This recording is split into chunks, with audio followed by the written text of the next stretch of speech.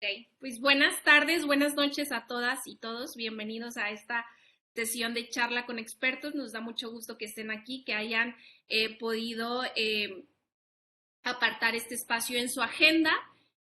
Nos van a acompañar personas que posiblemente algunos y algunas no sean parte de la especialidad, pero que se les hizo la invitación, incluso a otros posgrados que se van a ir conectando. Y para las personas pues que están por primera vez, por así decirlo, en este tipo de espacios que son charla con expertos de la especialidad y la maestría en migración internacional, pues nada más recordarles pues que este ha sido un espacio que se ha diseñado para poder compartir experiencias de personas expertas en el tema migratorio y que no necesariamente estén trabajando desde la academia, sino también desde otros espacios, como puede ser el sector público, privado, organismos internacionales o de la sociedad civil. Y la intención pues es que ustedes puedan conocer otras aproximaciones o otras perspectivas a los temas que abordamos en el programa. En esta ocasión y para esta sesión nos acompaña la doctora Mara Tisera Luna. Voy a permitirme rápidamente decir algunas palabras sobre su semblanza. Mara tiene 11 años de experiencia en investigación cualitativa y evaluación de políticas y programas en las áreas de protección de la infancia y desplazamiento forzado en América Latina, en Europa y Estados Unidos. Trabajó para el International Refugee Assistance, UNICEF, la Universidad de Edimburgo y el Comité Helsinki húngaro, entre otros. Ella es antropóloga por la Universidad de Buenos Aires, tiene un magíster en Administración Pública e hizo varias certificaciones y estudios profesionales en materia de estudios latinoamericanos y caribeños, estudios afro-latinoamericanos y migración y protección. En este caso, Mara, su charla está orientada principalmente hacia la participación de agrupaciones y personas en situación de movilidad en materia de políticas públicas. Y después de la presentación de Mara también nos acompaña, y bueno, le damos la bienvenida a la doctora Stephanie López Villamil. Ella es doctora en estudios políticos y relaciones internacionales y también es politóloga de la Universidad Nacional de Colombia. Cuenta con un magíster en Relaciones Internacionales por el Instituto de Estudios Políticos de Estrasburgo y sus intereses de investigación y actividad docente eh, se han centrado principalmente en políticas migratorias en América Latina, en la migración de retorno, migración forzada, niñez migrante, ciudadanía y gobernanza migratoria. Es miembro de diferentes redes, entre ellas la red de politólogas y la Asociación Internacional de Políticas Públicas. Y después de la presentación de Mara o de su participación, eh, la doctora Stephanie nos va a presentar algo relacionado sobre el tema de superación de obstáculos a la inclusión y participación de mujeres venezolanas en Colombia. Entonces, pues les damos primero las gracias por acompañarnos en esta sesión y la bienvenida. Y bueno, sin más preámbulo, les cedo la palabra a Mara. Bueno, muchas gracias Marínez, gracias a todos y todas por estar acá y por venir a hablar con nosotras también y a escucharnos. El título general de las dos presentaciones de toda la charla es este que pueden, charla con expertas, pues somos dos expertas, son estos temas que ustedes ven acá, la participación y representación de agrupaciones y de personas en situación de movilidad humana en materia de políticas públicas. Vamos a ver esto desde dos ámbitos. Yo voy a ver más la parte de foros de la cooperación internacional y Stephanie tiene un caso de estudio sobre mujeres y la participación en Colombia, en base a 3 ciudades. Entonces, mi tema es cómo mejorar la representación de agrupaciones y personas en situación de movilidad humana en foros de la cooperación internacional. Como pudieron escuchar, yo trabajé y trabajo principalmente en la cooperación internacional, no tanto directamente con gobiernos, sino con agencias internacionales.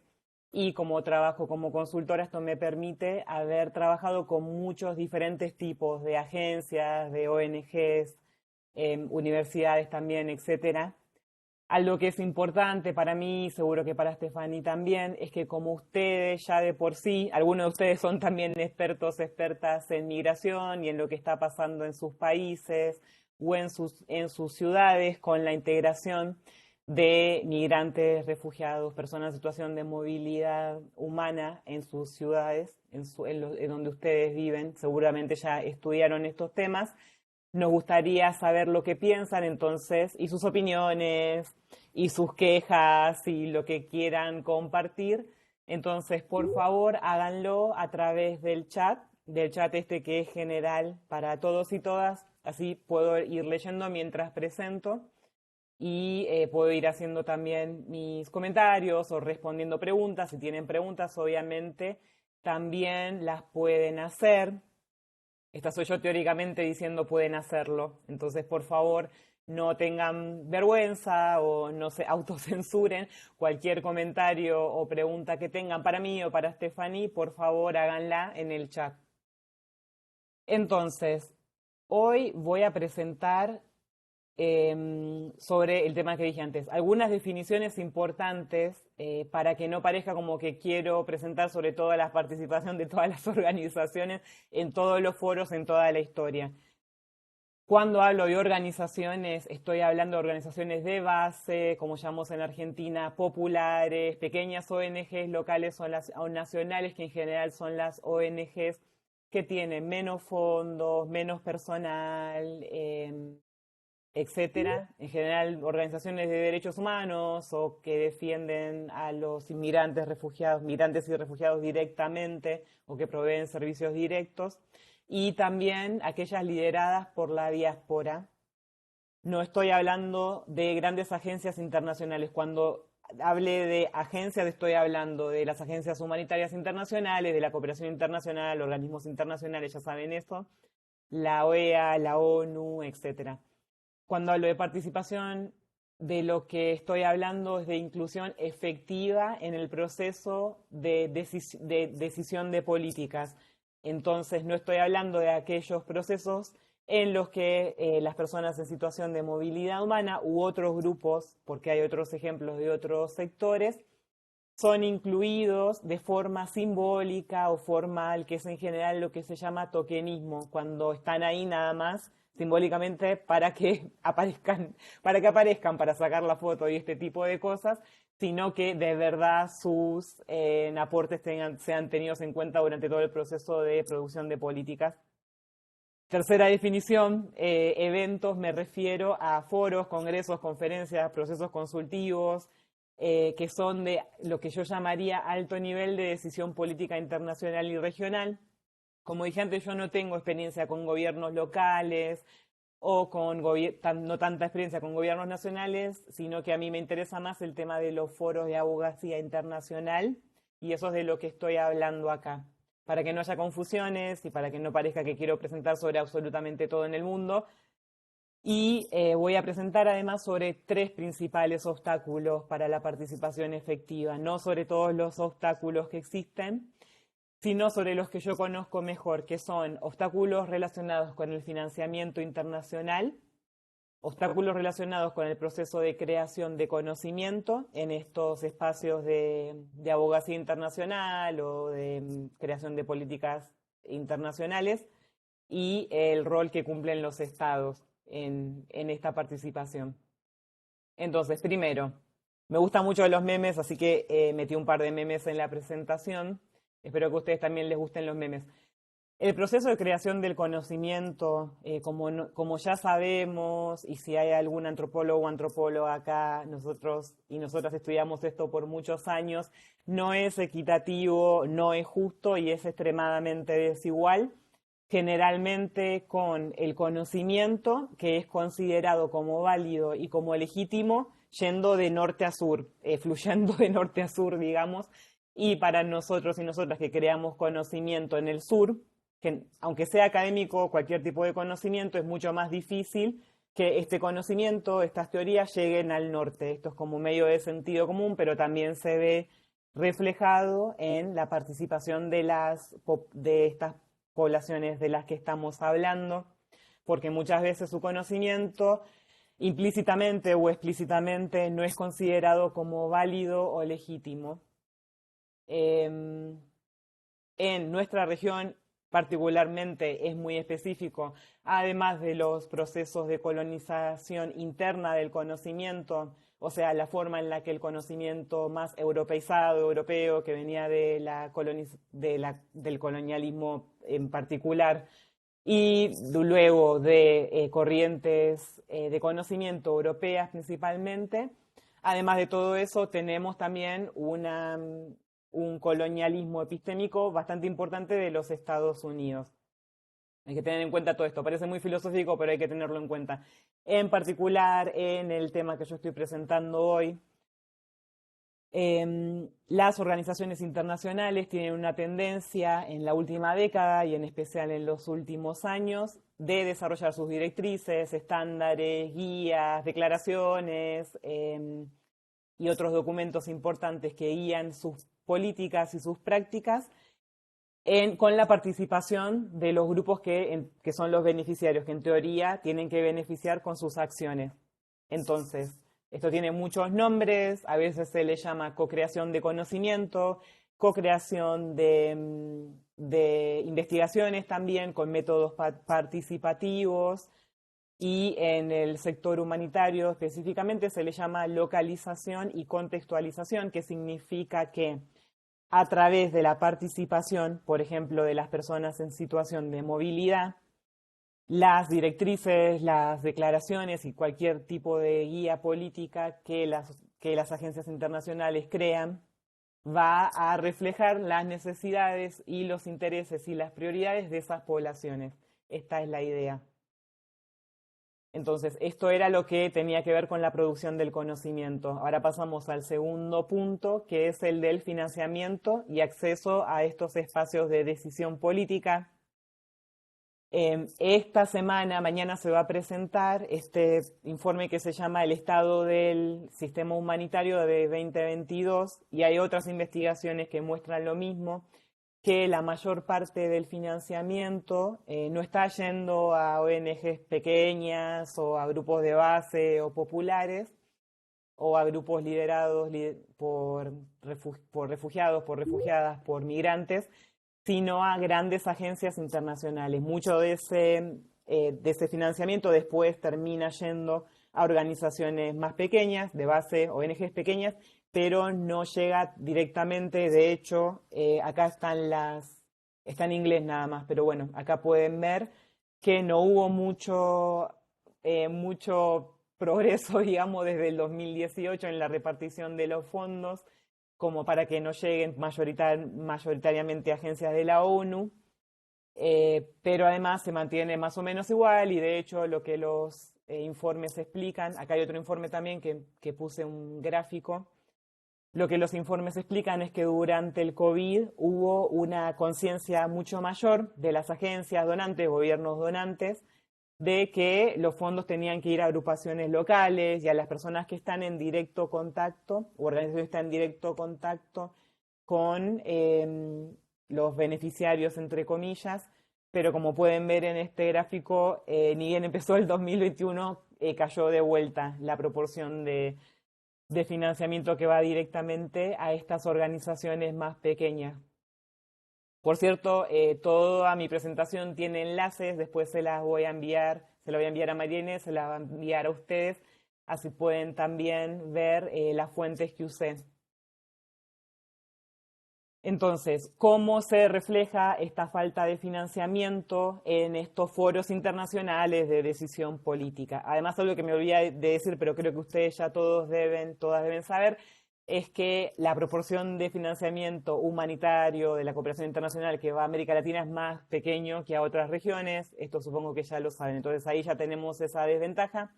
Además que una proporción muy pequeña va a organizaciones pequeñas. Entonces, esto se ve en la forma, diferentes cosas, estos son algunos puntos. Hay un montón de cosas que podría decir sobre cómo estos foros son organizados de una manera que genera muchos obstáculos para las organizaciones más pequeñas para que participen. La primera sería que tiene que haber, o que las agencias tendrían que financiar y poner esfuerzos que sean sistemáticos, o sea, que no sea que algunas conferencias sí, algunos foros sí y otras no, para que la mayor cantidad de organizaciones pequeñas puedan participar. Esto se tendría que hacer a través de fondos flexibles, por ejemplo, o, por ejemplo, no haciendo la mayor cantidad de foros y este tipo de espacio de decisión y de abogacía en ciudades como Ginebra, Nueva York, ciudades que no son accesibles para la mayor parte de las organizaciones en América Latina y para también las que se necesita una visa para entrar a esos países. Entonces, esto sería algo que ayudaría mucho, pero después también tenemos el problema de que incluso en los foros internacionales que tienen participación de las personas migrantes refugiadas, no hay capaz mucha diversidad. Entonces, las personas que participan, está bien, están representando a sus organizaciones pequeñas, pero capaz no son la mejor representación de grupos que están en situación de vulnerabilidad en estos países, por ejemplo, por muchas investigaciones y muchos informes que existen. Se sabe que hay ciertos grupos en situación de movilidad humana que están más negligidos por los estados que otros, a pesar de tener necesidades de protección mayores. Acá escribí algunos grupos, pero hay muchos, y estos muchas veces uno no los ve en los foros de decisión política. El otro punto que también quería compartir es que muchas veces los mecanismos de participación, como ustedes ya saben, no son inclusivos, no están preparados para personas con discapacidades, no están preparados para personas que tienen otras formas de aprendizaje, de enseñar y de aprender, que no sean las occidentales, europeas, por ejemplo, lo que se llama la forma de aprendizaje indígenas, que tienen más que ver con el hablar que con documentos larguísimos escritos en un lenguaje muy difícil de entender, que es en general los materiales que circulan en estas conferencias y foros. Y finalmente, esto me lo resaltó un colega con el que estaba hablando en las últimas semanas, de que no hay tanta educación y capacitación en abogacía política y comunicación para las pequeñas organizaciones, que es lo que les permitiría tener herramientas para, una vez que llegan a estos foros, poder participar de una forma más, como dije antes, más efectiva. No es la culpa de las organizaciones, obviamente, como estoy diciendo antes, es culpa del financiamiento y de en qué eligen los donantes gastar sus fondos, básicamente. Bueno, finalmente llegamos al último punto, que es el rol de los estados en esta temática particular, porque hay un millón de cosas para decir sobre las cosas que los estados latinoamericanos no están haciendo para apoyar a las ONGs y pequeñas organizaciones que ayudan, dan servicios directos, hacen abogacía para mejorar el cumplimiento de los derechos humanos de las poblaciones en situación de movilidad humana, pero yo elegí 3 puntos principales, que es que los estados tienen que hacer un muchísimo mejor trabajo de reconocer el rol subsidiario y la verdad a veces rol principal que tienen estas organizaciones no gubernamentales, más bien pequeñas, en contacto directo con las poblaciones en situación de movilidad humana, para cumplir o suplir este rol que tendría que tener el Estado de proveer políticas públicas, lo que se llama bienes públicos, servicios también, procesos de regulación que no sean tan difíciles de seguir, información legal, información clara para los procesos de determinación del refugio, etcétera, etcétera, etcétera. Los estados tienen que apoyar muchísimo más a estas organizaciones pequeñas en su rol de suplir ciertas políticas que no se aplican bien o a veces ni siquiera existan. La segunda es, obviamente, hay muchos países, ustedes ya lo saben, y ustedes seguramente vienen de países, o viven en países, o trabajan en países donde la situación es así, que es muy difícil inscribir una organización, una ONG, pero además una vez que un grupo de personas inscribe a una ONG, es bastante difícil funcionar, en especial cuando las organizaciones son pequeñas y no tienen a personal dedicado para la administración. Entonces ese es otro punto. Mucha más colaboración y mucha más protección de estas ONGs más pequeñas, porque está muy comprobado, hay muchas investigaciones que muestran que ser una de estas organizaciones que defienden los derechos humanos de grupos que tienen muchas vulnerabilidades, están en diferentes riesgos, expuestas a diferentes riesgos por violencia y por otras causas. Entonces, mucha más colaboración de parte de los estados y protección. Y aunque sea si no hay colaboración y protección, capaz menos hostigamiento y persecución que en muchos de nuestros países estas ONGs de derechos humanos y organizaciones más pequeñas están siendo hostigadas directamente por los estados. Entonces, les pido por favor si tienen preguntas o comentarios, háganlos. Así puedo saber qué es lo que les parece de lo que estoy explicando. Finalmente, un ejemplo de todo esto que podría servir para mejorar la participación efectiva y de verdad de todas estas organizaciones podría ser la ventana de oportunidad política que existe por la Declaración sobre Migración y Protección de Los Ángeles, que 20 estados latinoamericanos, bueno, no 20 estados latinoamericanos, 20 estados de las Américas, o sea, 18 estados latinoamericanos, firmaron en junio en Los Ángeles.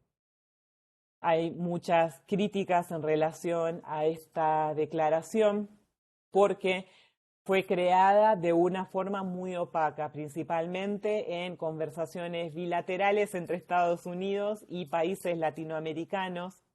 Si ustedes son de Costa Rica o de Panamá, seguro vieron las noticias de que se crearon tratados bilaterales justo antes de esta declaración continental. Entonces, lo que piden muchas organizaciones, acá también puse los enlaces para que puedan ver estas demandas, es que los debates sobre cualquier acuerdo multilateral o bilateral que surja de esta declaración sean inclusivos y sean transparentes, que se conozca qué es lo que se está hablando, que se publique, que se sepa qué es lo que están debatiendo los estados, pero además que tenga participación de la sociedad civil, no solo organizaciones pequeñas en este caso, sino de toda la sociedad civil. Por lo que tengo entendido, en algún momento el gobierno de Estados Unidos le presentó la declaración a las organizaciones multilaterales para que dieran feedback, pero no es que estuvieron en las conversaciones. Segundo punto, que haya mecanismos claros de monitoreo y evaluación de la declaración, o sea, de los compromisos que hicieron los estados en la declaración, con indicadores y plazos específicos, obviamente para que las ONGs, para que la comunidad sepa si se están cumpliendo estos compromisos o no. Tercero, algo relacionado con lo anterior, que la diseminación y comunicación de los avances de la implementación sean inclusivos. Esto, la verdad, aplica a cualquier proceso de creación de cualquier declaración o cualquier tipo de documento político, que tienen que ser expresados de una forma que sea lenguaje simple y que sea inclusivo, que esté en diferentes formatos y diferentes idiomas, para que las personas en situación de movilidad humana entiendan qué es lo que los tratados sobre ellos y ellas dicen, básicamente, que eso ayudaría bastante a la inclusión, aunque sea para mejorar un poco el conocimiento sobre las políticas. Y más reconocimiento y fondos que para las organizaciones más pequeñas, que es lo que estaba diciendo antes.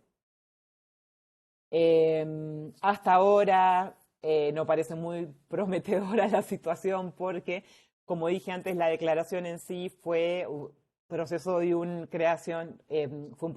creación bastante opaco, pero además el foro de la sociedad civil para la Cumbre de las Américas, digamos, para el evento de los gobiernos en el que se firmó la declaración, no tuvo mucha participación de la sociedad civil, no fue tan inclusiva tampoco. Yo estuve ahí, estuve en estas dos fotos, en la cumbre y en la Cumbre de los Pueblos.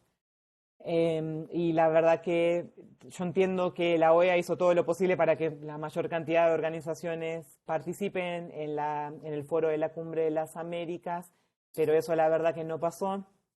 Esto también me sirve para terminar diciendo que muchas organizaciones están haciendo mucho esfuerzo para mejorar la participación de las personas en situación de movilidad humana y de hecho esto es parte de, como dije antes, la agenda de la localización de muchísimas agencias y gobiernos donantes internacionales. Pero el avance que se está haciendo es a 0 por hora. Entonces, es importante que sigamos hablando de esto, que no lo naturalicemos, que no naturalicemos que sí, que uno va a una conferencia y que no hay migrantes en los paneles presentando o en ningún lugar, la verdad, para de verdad tratar de mejorar esta situación. Y listo, como dije, voy a enviar la presentación y si alguien me quiere escribir pueden hacerlo acá. Si tienen preguntas o lo que sea que necesiten. Muchas gracias.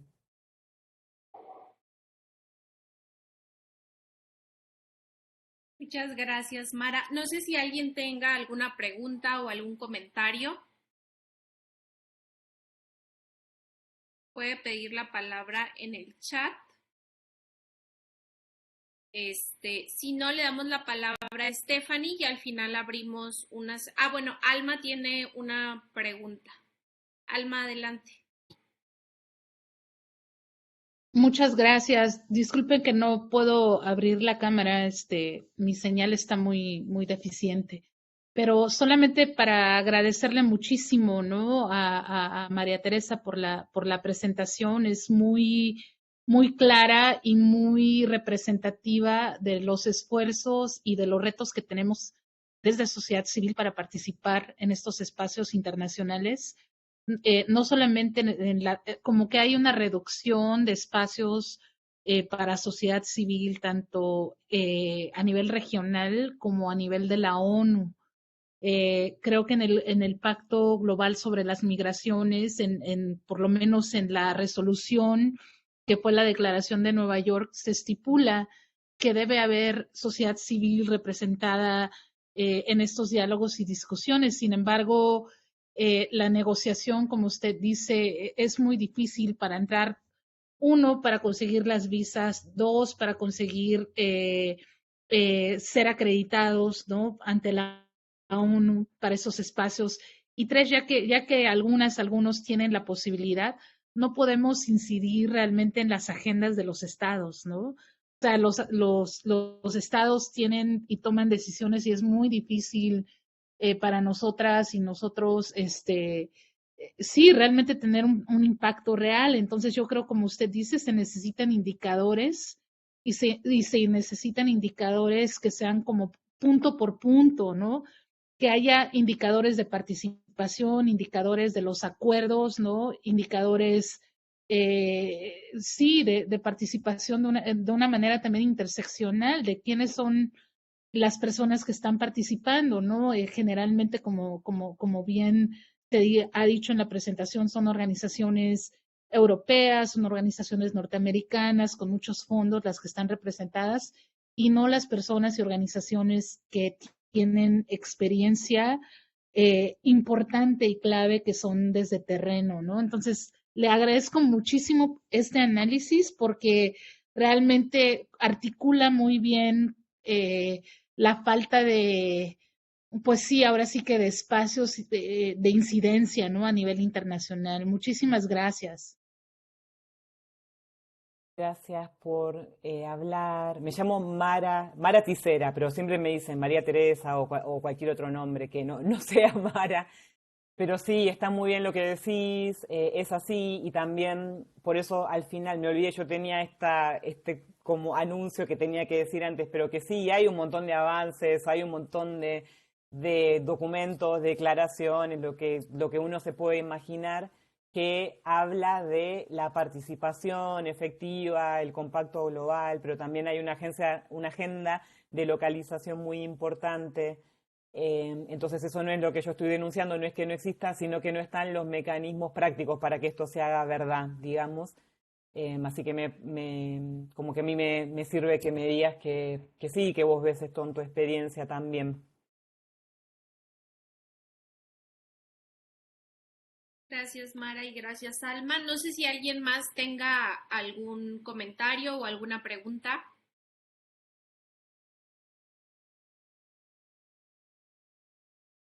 Si no, vamos a tener un espacio más adelante y bueno, le doy la palabra a Stephanie.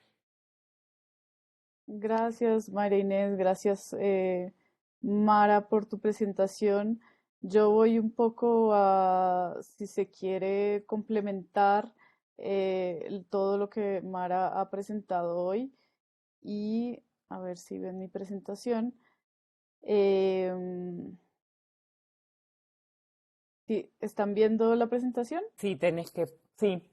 Sí. Ya, es que no la pude poner más grande, entonces la voy a dejar así para que la puedan todos y todas em, ver. Bueno, yo digamos que como en la presentación también trabajo como consultora. A diferencia de Mara, yo sí he trabajado con el gobierno nacional en varias ocasiones, eh, precisamente en la formulación de política pública para la inclusión y la integración de la población venezolana en Colombia.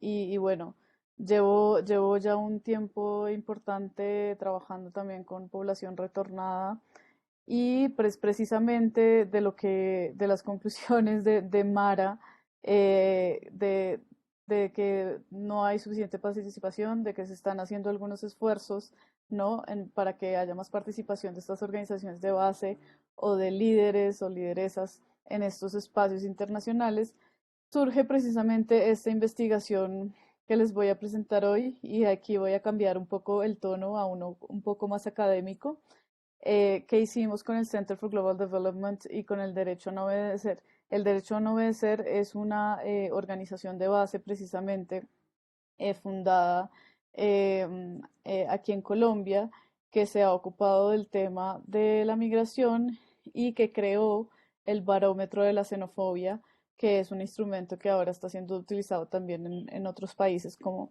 Ecuador, que es muy interesante. Solamente si googlean barómetro de xenofobia y van a saber cómo de qué se trata. El derecho a no obedecer trabaja con organizaciones de base y pues cuando nos unimos con el Center for Global Development, lo que vimos pues principalmente era que precisamente no había suficientes estudios sobre cómo participaba la población en diferentes espacios públicos, no necesariamente internacionales, pero en este caso a nivel local. Entonces, pues como introducción, como bien saben ustedes, hay una migración masiva de venezolanos y venezolanas hacia Colombia, que se incrementó más o menos a partir del 2017, aunque a partir del 2015 ya se venía dando. Y después de que terminó el gobierno de Juan Manuel Santos, vino el gobierno del presidente Iván Duque, y allí se priorizó la inclusión económica de la población migrante por parte del gobierno. Dos grandes, digamos, avances fueron el permiso especial de permanencia y el estatuto temporal de protección para migrantes venezolanos, que regularizaban esta población en Colombia. A pesar de esto, pues evidentemente la inclusión económica, social y cultural de la población venezolana sigue siendo muy limitada. Pero lo que quería como resaltar es que de otras experiencias veíamos que había un fuerte liderazgo de migrantes informales y la coordinación de algunos servicios de parte de organizaciones dirigidas por migrantes, que les permitían a esta población integrarse mejor. Y también pues nos fundamentamos, digamos, en las teorías que dicen que la migración efectivamente altera las relaciones de la comunidad, las estructuras familiares, entre otras la composición del núcleo familiar, los roles de género y las dinámicas de poder. Y nos dimos cuenta que, digamos, en trabajos anteriores de esta organización, el derecho a no obedecer, había ya mucho trabajo enfocado en el tema de que la mayoría de las organizaciones de base de migrantes y refugiados en Colombia estaban lideradas por mujeres. Entonces, básicamente de ahí surge esta investigación, un poco el contexto desde el Center for Global Development, que es desde donde yo desarrollé esta investigación. Había unas conclusiones de un primer estudio que se publicó en el 2020, de cómo las mujeres venezolanas afrontan una doble desventaja debido tanto a su género como a su nacionalidad, y muchas desventajas existen para su integración a raíz de, por ejemplo, una falta de acceso a servicios de cuidado infantil, a los riesgos de acoso sexual, a la violencia basada en género y a unas redes sociales limitadas a nivel local que eran más pronunciadas que para quienes migran, que para las mujeres colombianas. En otro trabajo de Migra Venezuela, que es un proyecto de un periodístico, en el 2001 demuestra que hay unas brechas salariales importantes y que hay unas diferencias en las condiciones de empleo que enfrentan las mujeres venezolanas en comparación tanto con los hombres venezolanos y las mujeres colombianas. Esto se da en menores salarios y más probabilidad de informalidad y de desempleo. Aunque en esta investigación nos centramos también en la inclusión laboral y sobre todo en las barreras a la inclusión laboral, porque se toca el tema de la participación, lo veremos viendo como paso a paso. Entonces, lo que vimos fue que existen muchos estudios que documentan estas diferencias en empleo entre hombres y mujeres, que las mujeres venezolanas en Colombia trabajan más horas y ganan menos de la mitad del salario de las mujeres colombianas. También muchas sufren de abusos y discriminación laboral. Y hay una precariedad y vulnerabilidad que se refleja en la prevalencia de la violencia basada en género. Y nos dábamos cuenta que faltan estudios cualitativos, porque muchos de los estudios que hay en Colombia son cuantitativos y no realmente se acercaban a las historias de estas mujeres, de los obstáculos que enfrentan las mujeres venezolanas para su integración y participación en los espacios públicos.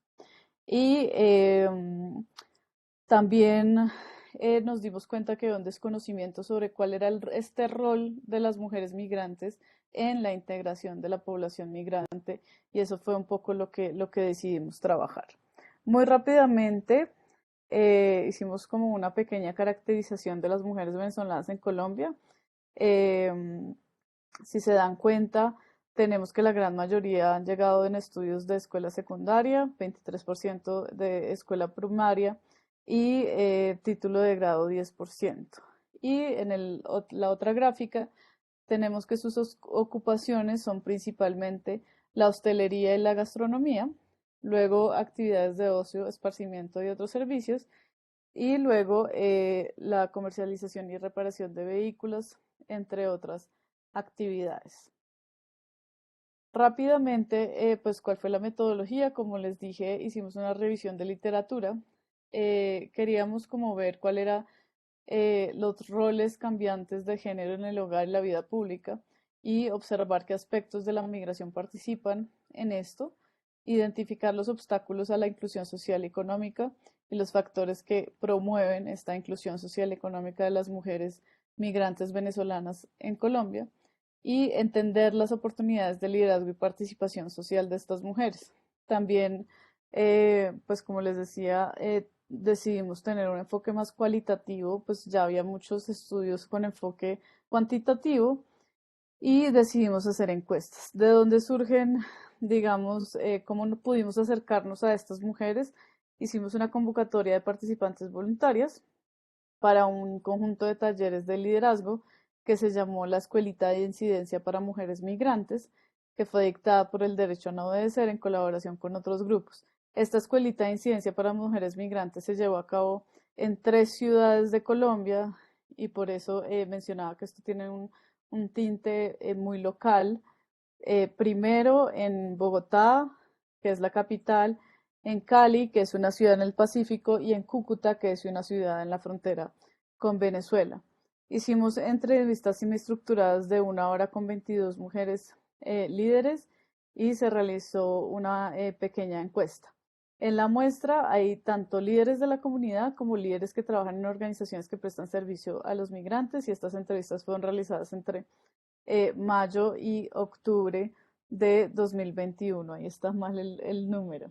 Entonces, lo primero que observamos es el tema de la violencia basada en género.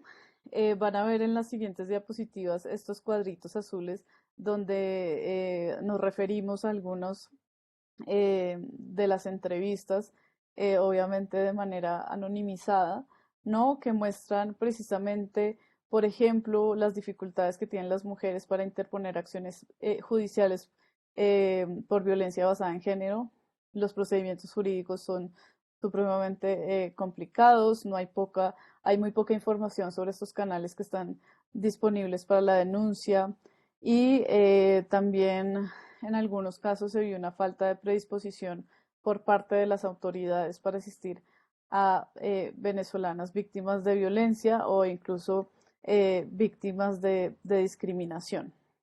En segundo lugar, el tema de los estereotipos fue algo que encontramos muy fuerte, o sea, digamos que ya sabíamos que existía, pero que lo reiteramos, digamos, en estas entrevistas, que hay mucha discriminación debido a prejuicios relacionados con el género y la nacionalidad de estas mujeres, porque son estereotipadas como prostitutas, entre otras ideas que las sexualizan excesivamente y además están caracterizadas con comportamientos sexuales promiscuos. Además de eso, pues a nivel cultural, eh, también el tema de que haya diferencias en el acento, en el tono de voz y los patrones de atención al cliente en Venezuela son diferentes que los de Colombia y eso, digamos, también es una barrera para su integración. En tercer lugar, el tema de los roles domésticos que les mencionaba.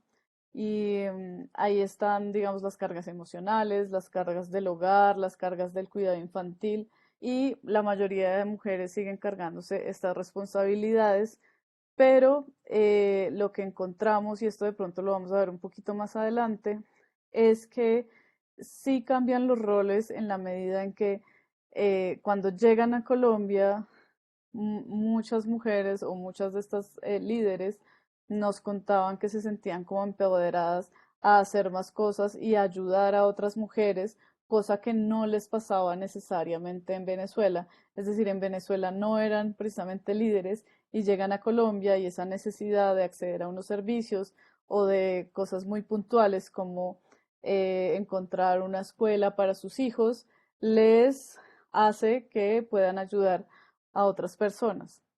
Hay un tema importante aquí y es que muchas mujeres migrantes en Colombia no tienen las mismas redes de apoyo que tenían en Venezuela, como por ejemplo que dejaban a sus hijos con los abuelos, etcétera, que eso pasa mucho, digamos, a nivel Latinoamérica, ¿no? Pero llegan a Colombia y no tienen esas redes de apoyo, entonces empiezan a formar otras redes de apoyo que se sustentan precisamente más en relaciones que hacen dentro de su propia comunidad. Ahora, de manera más general, hay unos obstáculos a la inclusión de estas mujeres.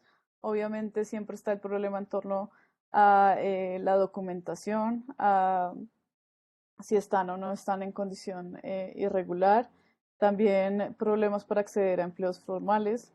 Hay mucha desinformación sobre los permisos de trabajo disponibles en Colombia y este último, que voy a dejar un poco esta diapositiva ahí expuesta, es el tema de la explotación laboral y las denuncias. Si ven en el tercer cuadro, ven que no, pues que son mujeres a las que les pagan menos dinero que a las colombianas. A veces pues esto implica que terminan en redes de trata de personas, porque te dicen, ven, nos contaban, por ejemplo, que en Cúcuta se da mucho que trabajen en la costura, ¿no? Y que las llaman y que luego las hacen trabajar en jornadas de 14 horas con un pago, qué sé yo, en dólares sería unos 2.5 dólares por 14 horas diarias. Entonces, ahí, digamos, unas historias muy fuertes que nos contaron. Y que esto creo que es lo más valioso que tiene la investigación, porque lo que te dice, digamos, el Instituto Nacional de Estadística de Colombia, que es el DANE, no te dice estas minucias, este dato del tema de la explotación laboral.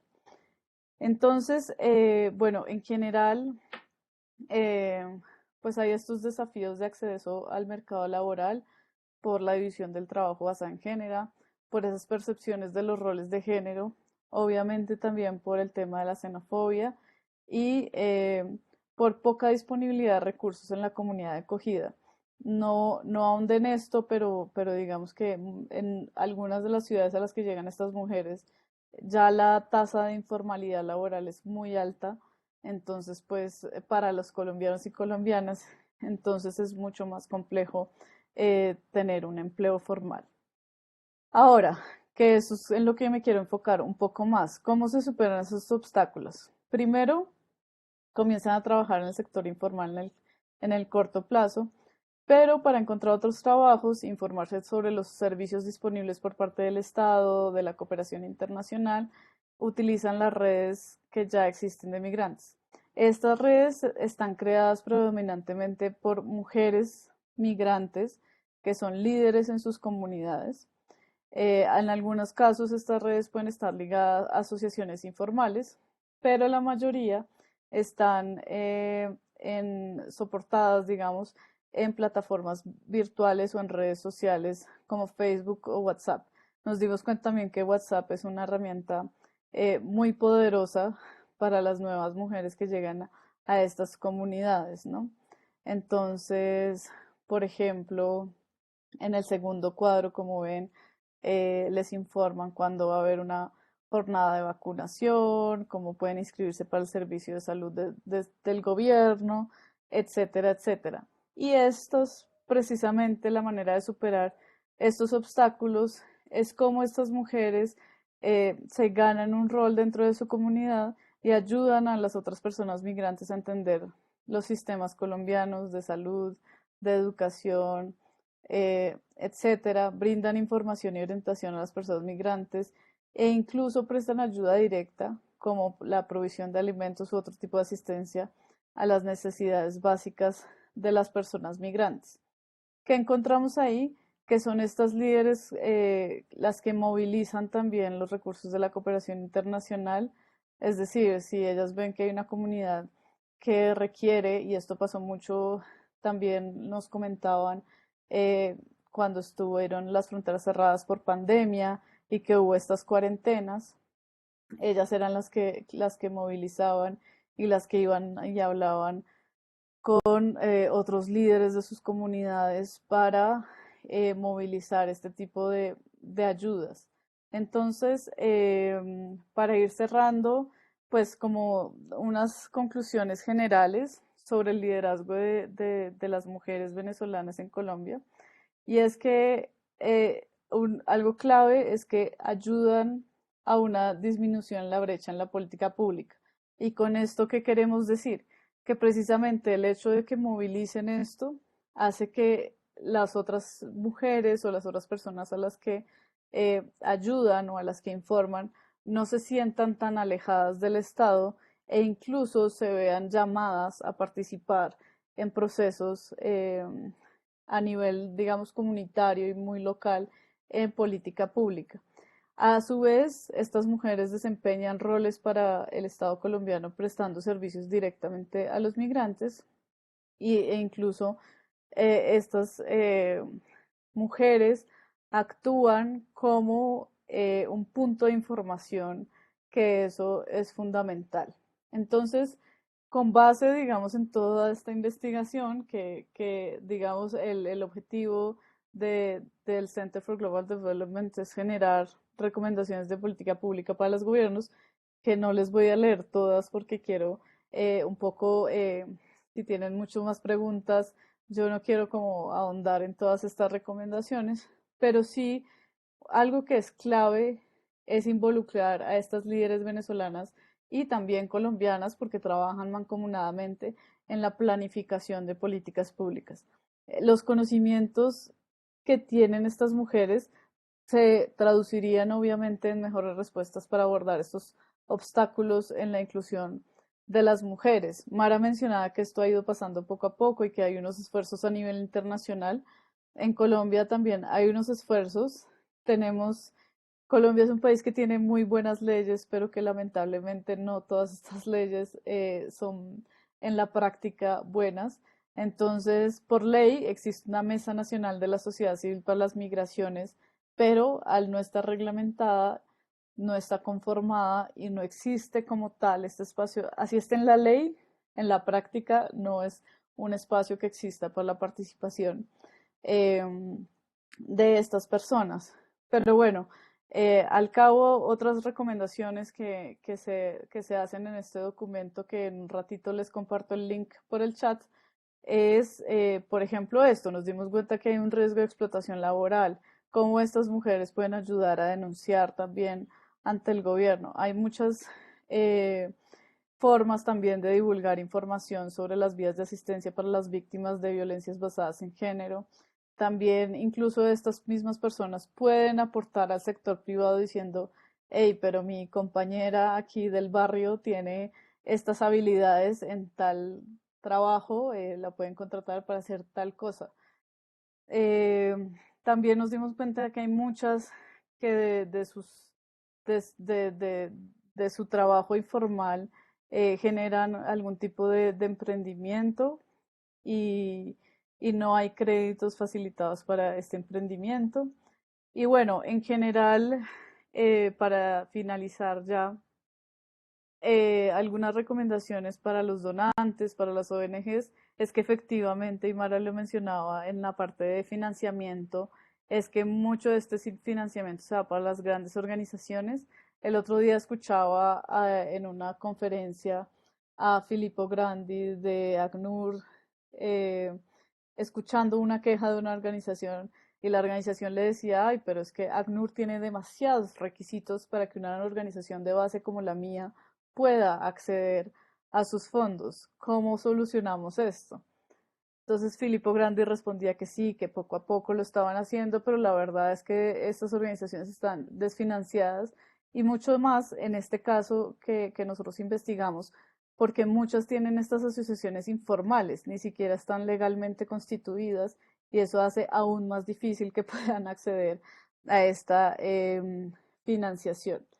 Yo lo voy a dejar ahí, tengo mucho más que contarles, pero también si tienen algunas preguntas, estos son mis colegas con los que hicimos esta investigación y pues aquí atenta a responder sus comentarios, observaciones, preguntas o lo que quieran. Gracias.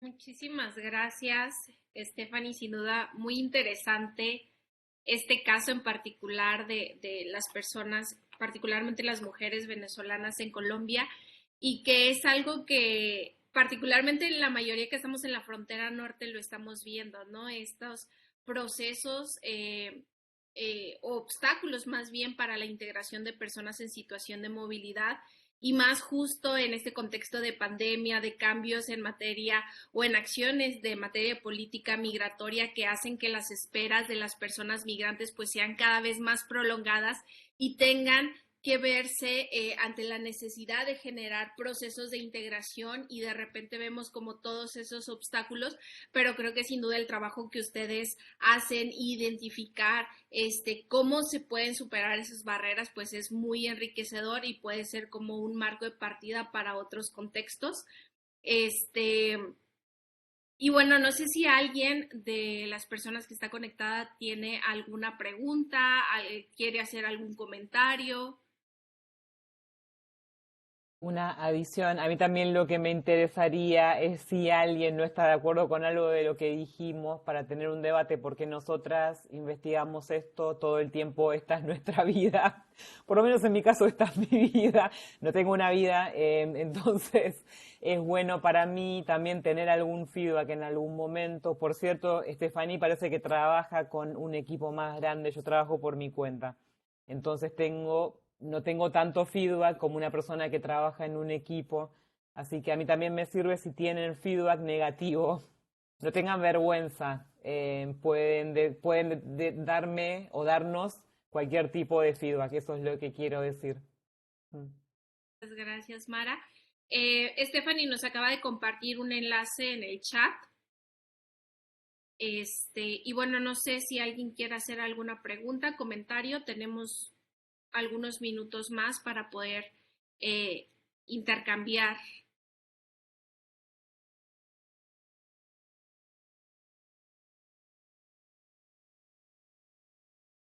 Creo que no están muy callados, están las cámaras apagadas.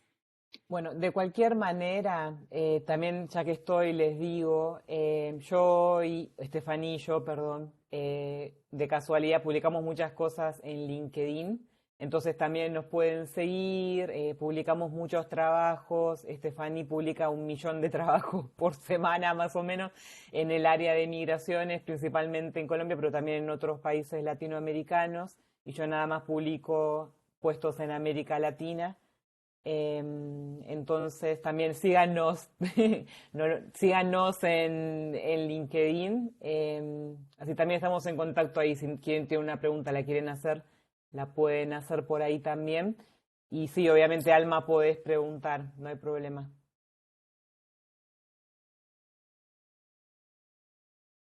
Muchas gracias. Creo que mi pregunta también va, o sea, es por la misma línea, ¿no? ¿Cómo centrar las voces de las comunidades con experiencias directas en migración, tanto organizaciones migrantes como familiares de personas migrantes, en estos debates sobre migración internacional, ¿no? Incluso en los debates sobre migración nacional, me parece que hay incluso, por lo menos en Estados Unidos y algunos esfuerzos que yo he visto también en México, eh, un enfoque hacia atraer a las organizaciones. Cuando hablamos de organizaciones de sociedad civil, generalmente son organizaciones que tienen un trabajo en el área de servicios o en el área de apoyo humanitario, pero no necesariamente a las organizaciones de base que están apuntando, nombrando y buscando responsabilidad de los estados en cuanto a violaciones de derechos humanos. Particularmente lo digo como una persona que está centrada en la frontera, en asuntos, por ejemplo, en asuntos de frontera, ¿no? Son temas que los estados generalmente quieren evadir o quieren atender por medio de ayuda, lo que le llaman ayuda humanitaria, que es la ayuda que no va a retar de alguna manera este, las acciones de los estados, ¿no? Entonces, ¿cómo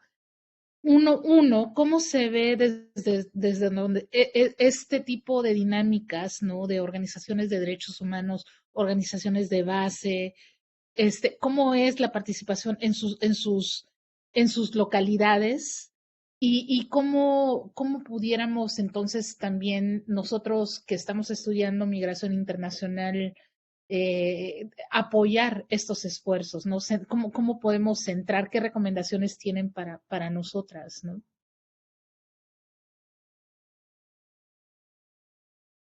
Puedo empezar. Entonces, está muy bien lo que decís. Claro, yo no mencioné tanto el rol de los gobiernos, pero la verdad es que todo este tema de la participación es extremadamente político. Como decís vos, no es casualidad que las organizaciones que son menos políticas, por decirlo así, que tienen una, como decís vos, visión más humanitaria y humanitaria, digamos, y de dar servicios, son las que muchas veces son invitadas a estos eventos porque son las que no van a criticar al gobierno, etcétera. Y por lo menos, que esto también a mí me interesaba que ustedes, chicos, chicas, estudiantes, también me digan qué les parece. Mi percepción es que hay un preconcepto positivo o que se promueve más la participación, en especial en ámbitos regionales liderados por Estados Unidos, de aquellos, como cuando se trata de denuncia, de aquellos estados que son como los enemigos de Estados Unidos, que no voy a decir los nombres. Cuando se trata de, buenas prácticas, esto es lo mejor que se hizo, esto tiene que ser replicado, qué sé yo, son los aliados, los países que son más aliados de Estados Unidos, tampoco voy a decir ningún nombre, porque no quiero que me vengan a buscar o nada así. Tampoco no me expandí mucho en esto, pero Alma 100% es lo que decís vos. Yo creo que denunciando estas cosas ya es importante. Esto ya es como que alguien tiene que decirlo, y por eso es importante que hablemos de estas cosas. Pero pragmáticamente, haciendo estas preguntas es una de las formas, ¿viste? Yo también estuve en ese evento donde estuvo Filippo Grandi, que fue el aniversario de no me acuerdo qué, ahora ya ni me acuerdo porque se hacen eventos todo el tiempo. Y que sí, fue así, todo el evento era sobre esto, bueno, cómo avanzamos en la participación pragmáticamente. No es el mismo el rol que tiene ACNUR o la OIM del rol que puede tener una organización mucho más pequeña. Entonces, sinceramente, hay ciertos actores que se tienen que poner más las pilas que otros y que tienen más poder de mejorar esta situación. Y que no somos yo y Estefanito, nosotras investigadores e investigadoras, que en general no somos los que tenemos el poder político, pero creo que ya preguntándonos esto, tratando de hablar de estas temáticas, denunciando las cosas que no están bien, tratando de participar en estos foros internacionales, aunque sean injustos, bueno, participar y llevar estas preocupaciones, y aunque no sean equitativos, creo que ya podemos empezar a cambiar, aunque sea el debate. Como dije antes, y Estefanía también mencionó esto, este tema de incluir a las personas en situación de movilidad ellas mismas o a las situaciones en situaciones de contextos humanitarios o grandes movilizaciones de personas desplazadas, no era una temática. Hasta hace 10 años esto no era una temática. Se volvió una temática en la agenda y nosotras y nosotros tenemos la responsabilidad de mantenerla en la agenda lo más alto de las prioridades posibles. Si después se me ocurre otra cosa, mejor te lo escribo, Alma, pero por ahora eso es lo que pienso que es lo que tenemos que hacer. Gracias Mara y Alma, gracias por tu pregunta. Creo que tu pregunta me la han hecho varias veces de diferentes formas y efectivamente es bastante difícil de responder. Efectivamente hay muchas personas y organizaciones. Yo no soy directamente migrante, pero sí, digamos, soy defensora de las personas, de los derechos de las personas en movilidad humana. Y para citar un ejemplo muy concreto, hace la negociación aquí en Colombia de una nueva ley migratoria o de una ley migratoria, porque realmente en Colombia no había una ley migratoria, empezó más o menos en 2016. Yo visité al Congreso y me llamaron al Congreso colombiano muchas veces a hablar como experta y a dar mi opinión, y de hecho participé en la redacción de algunos artículos de esta ley, y en un momento, más o menos en el 2018, 2019, le dije a los congresistas, hey, me encanta que me inviten todo el tiempo, pero ¿por qué no invitamos a un par de organizaciones de base? Que esas organizaciones son las que realmente les pueden decir qué es lo que está pasando. Y bueno, entonces una congresista me dijo, bueno, pues pásame una lista de 10 organizaciones. Y yo, no, pero es que hay más de 10. O sea, te puedo poner 10 en cada ciudad. O sea, hay muchas más organizaciones. Y me dijo, no, no, no, pero es que solamente les puedo dar 2 minutos en el Congreso para que hablen. Entonces tiene que haber un representante. Y ahí entra otro tema, ¿no? ¿Cuál es la representación? ¿Cómo hago yo que una persona hable ante el Estado de muchas organizaciones de base? Y aquí, y no sé si sea igual en México y en otros casos, que sería muy interesante, pero seguro que sí, las organizaciones de base venezolanas tienen unas posiciones políticas supremamente fuertes pro o en contra de su propio gobierno, o sea, del gobierno venezolano. Y esto genera, digamos, unas conversaciones muy políticas entre las mismas organizaciones de base en las que yo he estado presente, que digo, pero ¿por qué pelean? Tenemos que trabajar en unos mismos, en unos mismos objetivos, y esos objetivos son, por ejemplo, no sé, lograr una regularización, lograr una documentación, cosas como muy básicas para mí de derechos humanos que se garanticen, pero siempre hay este tema político y eso es muy complejo. Pero más allá de eso, creo que este tipo de ir abriendo esos pequeños espacios, al final llamaron a 5 organizaciones al Congreso, a la audiencia para esta ley, las escucharon, eh, pero más allá de eso creo que hace falta algo que Mara decía, es mucha formación en cómo hacer incidencia en materia política, incluso desde el nivel local. En nuestra investigación, aquí en Colombia hay algo que se llama juntas administrativas locales, que son los espacios donde se reúnen en los barrios para hablar de sus problemas. Entonces decía, no, desde que llegaron los venezolanos, tal cosa o tal otra, y eso se soluciona en esos espacios. Empezar por la participación en esos espacios, yo creo que ya es un avance, si lo bajamos, digamos, de estos espacios como el Pacto Global y todo eso, que no estoy diciendo que no sea válido, pero que evidentemente sé que hay muchos avances también a nivel internacional por ejemplo, ahorita hay todo un movimiento que quiere que el nuevo encargado del ACNUR sea una persona con experiencia con desplazamiento, que no sea un diplomático más de las Naciones Unidas que ha tenido una carrera muy bella, sino que realmente se haya enfrentado esta persona a un desplazamiento o a una movilidad en algún punto. Y así hay diferentes acciones que creo que ahí van sumando, pero que efectivamente hay que seguir trabajando en cómo poder hacer más incidencia. Y por último, un ejemplo de justamente que ayer para el nuevo gobierno colombiano, que no se ha, digamos, manifestado con respecto a lo que quiere en materia migratoria, se unieron 70 organizaciones y más de 20 o 21 personas de universidades y académicos, incluida yo, pidiéndole al gobierno como, bueno, pero pues hagamos algo, ¿no? Y ya obtuvimos, el mismo día obtuvimos una respuesta de la vicecanciller diciéndonos que estaba dispuesta a escucharnos. Eso ya para mí es un avance pequeño, pero es un avance. Entonces creo que hay que seguir con estas pequeñas acciones como que parecen cotidianas, que a veces parece que no logramos nada, pero pues que hay que seguir haciéndolas.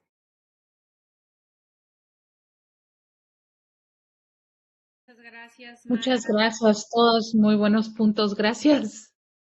Gracias a ti, Alma. Entonces, si alguien más quisiera hacer alguna pregunta, un comentario.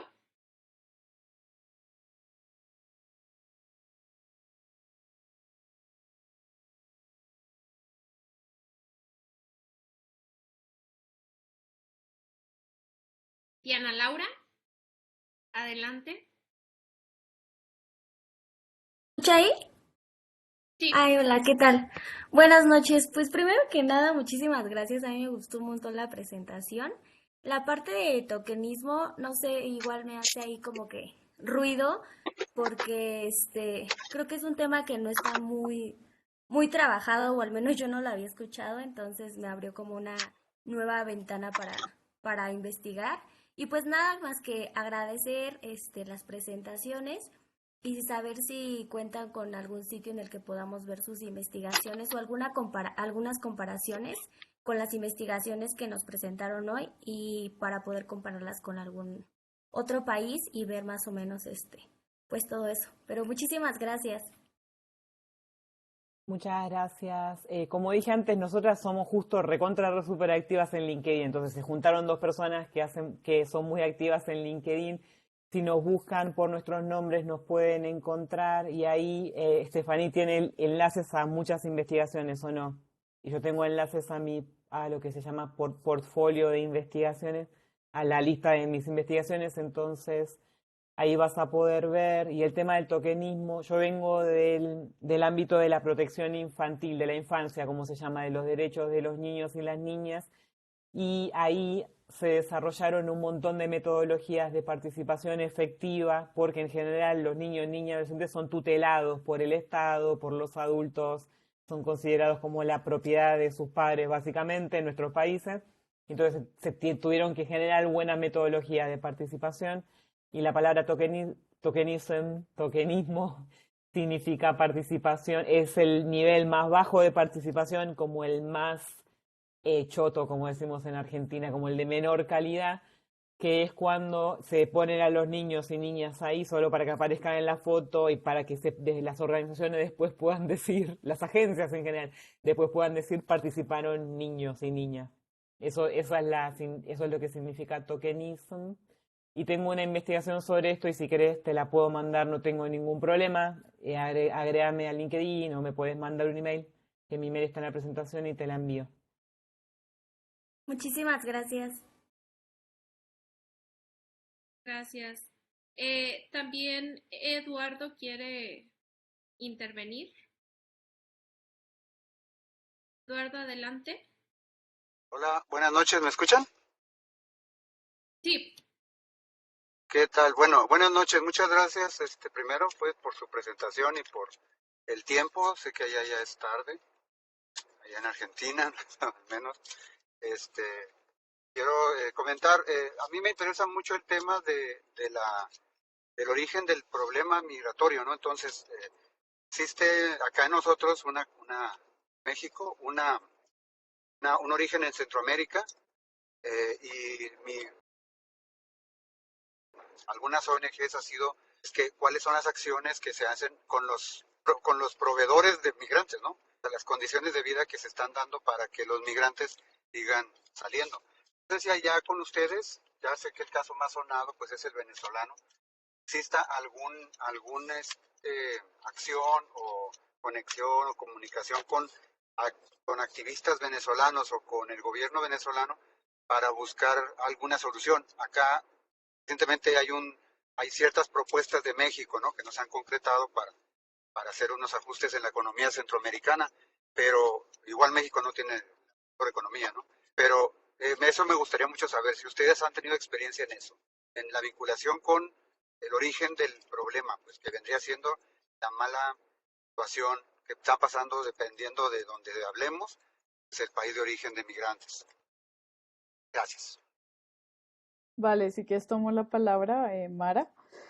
Pues bueno, de parte de académicos y organizaciones sí que hay relación, digamos, hay como una especie de coalición entre organizaciones de Venezuela y Colombia que trabajamos precisamente en derechos humanos y que estamos constantemente enviando cartas al gobierno venezolano diciendo esto y lo otro, pero pues el gobierno venezolano sigue negando que hay un éxodo desde Venezuela. Eso a nivel como de organizaciones. A nivel estatal, digamos a nivel institucional, hasta el gobierno pasado, que terminó ahora en agosto, no había relaciones diplomáticas con Venezuela y esto generaba un montón de complicaciones de cosas muy básicas como papeleo, apostillas, diplomas, actas de nacimiento, bueno, un montón de problemas en ese sentido para, digamos, verificar la identidad de una persona, etcétera. Y pues bueno, ahora con este nuevo gobierno en Colombia se está retomando esas conversaciones. Ya hay un embajador de Colombia en Venezuela, ya hay un embajador de Venezuela en Colombia y pues se espera como desbloquear algunas cosas, pero sí que digamos que como Colombia y Venezuela son países hermanos, nunca se ha roto esa relación entre las organizaciones y siempre estamos viendo qué podemos hacer, pero también hay un tema ahí importante que tengo que mencionar y es que en el último mes se ha hablado mucho de un retorno de venezolanos pues a su país de origen, eh, pero muchas organizaciones de derechos humanos no están muy a favor de este retorno porque dicen que todavía las condiciones humanitarias en Venezuela no están dadas para que las personas retornen. Entonces ahí hay unos debates bien interesantes que se están dando, pero sí efectivamente en este momento, afortunadamente, hay otra vez comunicación a nivel estatal y pues la comunicación entre las organizaciones siempre ha estado ahí viendo qué se puede hacer. También hay otros problemas como que en Venezuela no hay data desde 2011, entonces es muy complicado saber realmente cuál es la situación. Hay unas estimaciones de pobreza, hay unas estimaciones eh, de muchos datos de desnutrición, etcétera, de violencias, pero realmente no hay datos específicos, pero sí que se está trabajando en cuáles son esas condiciones en origen, sí, y se ha trabajado desde hace rato, pero bueno, ese es un tema bastante complejo de abordar en estos dos países en particular a los que me estoy refiriendo, ¿no? No sé si eso responde a tu pregunta. Sí, sí, muchas gracias. Muchas gracias y pues gracias de nuevo por el tiempo, ¿no? que nos están dando. Y voy a No, buscar a a Enrique. ustedes. Sí, gracias. Eso iba a decir justamente. Muchas gracias por sus preguntas. Mara les acaba de poner en el chat nuestros perfiles donde pueden ver un poco las investigaciones, las consultorías, etcétera. Y un poco, en mi caso, el trabajo que también vengo haciendo con el Gobierno Nacional en formulación de políticas públicas. Y pues nada, ahí estamos a la orden. Muchas gracias. Pues muchas gracias, Mara y Stephanie, por el tiempo, por estas presentaciones que sin duda han sido muy enriquecedoras. También gracias a todas y todos los que se conectaron. Esta charla va a estar grabada, lo vamos a subir a plataforma para que posteriormente puedan volverla a consultar. Y si están de acuerdo, Mara y Stephanie, les puedo compartir su correo electrónico a las y los estudiantes de la especialidad por cualquier cosa que se puedan poner en contacto directamente con ustedes. Claro que sí. Gracias a todos y todas. Sí, claro. Perfecto. Muchas gracias de nuevo por organizar todo, María Inés, y gracias a todos y todas los que participaron. Esperamos Gracias. quedar en contacto. Claro que sí. Muchas gracias y buena noche. Buenas noches. Gracias, buenas Chao. noches. Igualmente. Muchas